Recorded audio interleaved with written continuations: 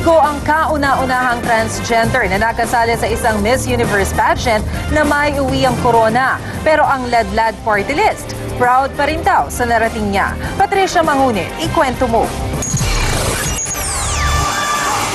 Pumataw sa production number.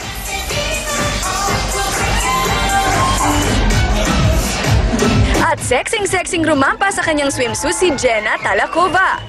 Siya ang unang transgender na sumali sa Miss Universe Canada. Hindi agad pinayagan na sumali si Jenna sa pageant dahil sa pagiging transgender niya. Pero sa huli ay pinaboran siya ng may-ari ng Miss Universe na si Donald Trump. Kagabi ay natupad ang pangarap ni Talakova. Pumasok siya sa semi-final round ng Miss Canada. Pero hindi na natawag ang pangalan niya sa listahan ng top 5. Hati naman ang reaksyon ng tao sa pagkatalo ng transgender candidate sa beauty pageant. I wouldn't want to think na nagkaroon ng discrimination. Hindi siya dapat na manalo kasi nga yung paniniwala ko dapat yung pageant na yon dapat lang sa pinanganak na talaga na babae. Kasi hindi siya disturbing kasi dapat lang talaga babae talaga kung tutuusin yun dahil transgender lang siya, di ba?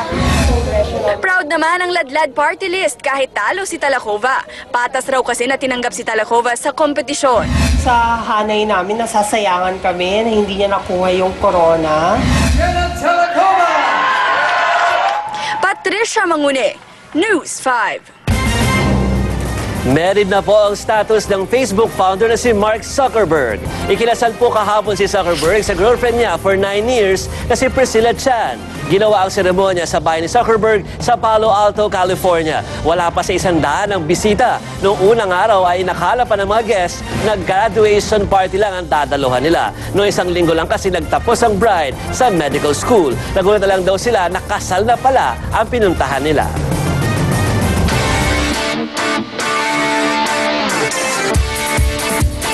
Wagi ang Petron Blaze Booster sa pinakaunang laro ng 2012 PBA Governors Cup. Tinalo nila ang Powerade Tigers sa score na 97-83. Tinalo naman ang Rain or Shine Lasso Painters ang Alaska Aces sa score na 107-100.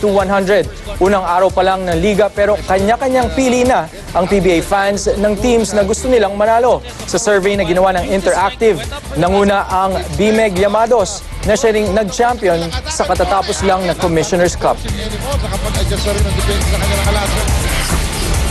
Nagsimula na sa Cebu ang unang leg ng 2012 MVP Sports Foundation Philippine Badminton Ranking System Open Championship.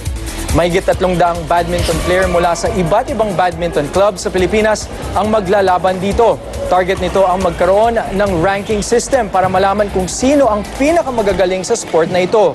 Hanggang Miyerkules, paglalabanan sa open category ang men's single at women's single.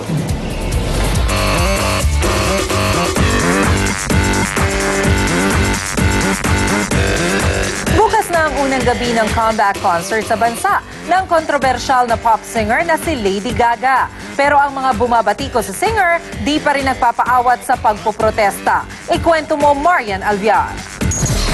Mula sa kolorete, piluka, costume, pati sa attitude. Ready na si Choknat na pumarty sa concert ni Lady Gaga bukas at sa Martes sa Pasay. Super big fan daw siya ng pop icon kaya to the highest level ang effort niya. Gusto ko siya kasi nagpapakatotoo siya tsaka nakikita ko talaga yung sarili ko sa kanya na prangka, isinisiwalat kung sino talaga yung isang tao, kung sino talaga yung isang Lady Gaga.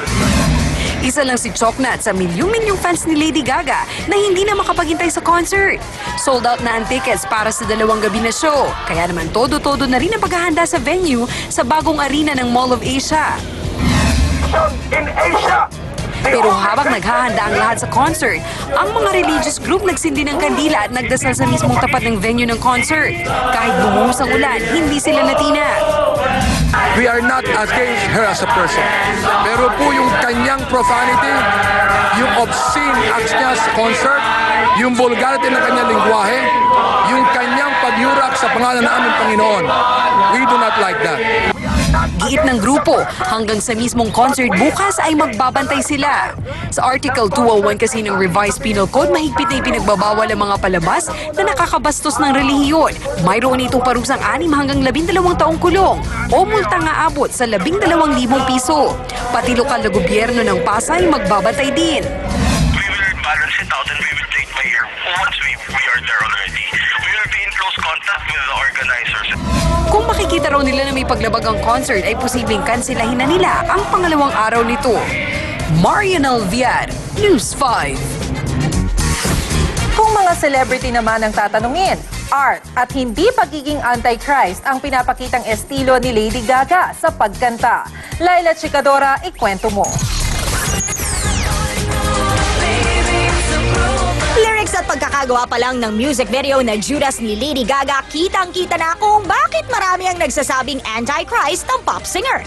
Maraming beses sa video na makikita si Lady Gaga na ala Magdalena ang getup na nakaangkas sa motor ng isang lalaking tila may koronang tinik. At ang mensahe ng kanta, umiibig si Magdalena kay Judas. Ikinabahala ito ng lead vocalist ng Kalalili na si Kian Cipriano. Medyo bothering yun kung anti-Christ si Lady Gaga. Nakakalungkot yun kung ganun. I don't like it like that. Para naman kina JR at Zia Quizon, hindi lang magets ng iba ang style ni Lady Gaga. People tend to make up things and kala na they see like some kind of code pero wala naman. I believe she's just making her own music lang talaga. I guess madami din kasing naiiwan sa interpretation. Ang importante, what it means to a person is, huwag na lang nating i-damper yung natatouch sa music niya. Payo naman ang beauty queen na si Miriam Kiambao sa mga music lover, maging mapili na lang sa mga papakinggang kanta.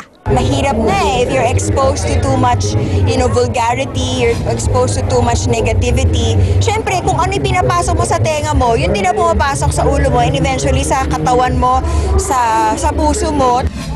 Si Bibi Gandang Hari naman, mega nakaka-relate daw kay Lady Gaga. Gets daw niya ang feeling ng nahuhusgahan agad. Kaya sa mga makajos na nagrarally para di matuloy ang concert ng singer bukas at sa Martes, eto ang say niya. Natutunan ko sa Biblia na he who has no sin cast the first stone. Sana iwasan na lang natin mag-label ng mga tao. Hindi naman natin talaga kilala at hindi natin sigurado. Yan ang latest showbiz balitang 60, Laila Chicadora, News 5. Nasa bansa naman ang star ng hit TV series na The Vampire Diaries na si Ian Somerhalder. Daan-daang fans ang nag-abang kagabi sa pagdating ni Ian sa airport.